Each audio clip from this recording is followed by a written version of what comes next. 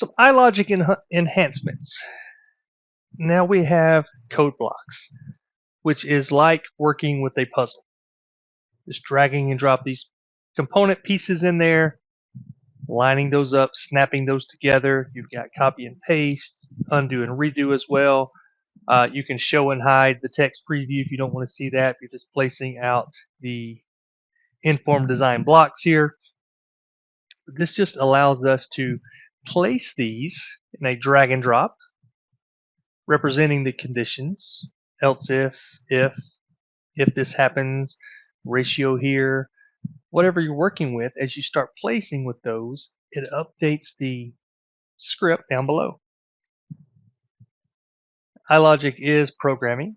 Rules-based design does not take a programmer experience to do this. You have the snippets that are available that you can drag and drop, understanding how to write the parameters, modifying the values, allowing the ratios, and as you make any changes here in the upper right with the code blocks, it's updating inside the script in the lower right there as well.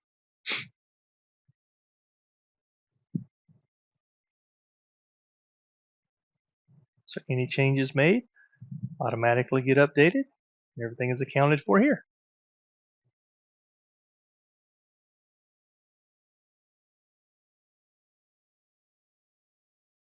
When patterning assembly components, we can now use sketch lines of the assembly to specify the pattern direction.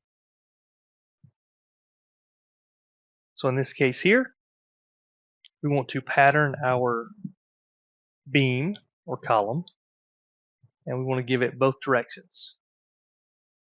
We're going to go into X, go into Y, or go into Z, whatever axis we're going to use, and it's going to go out and locate amongst that. Then we can also change our sketch reference line, and if that angle gets changed, we run an update or rebuild all, then our pattern updates as well.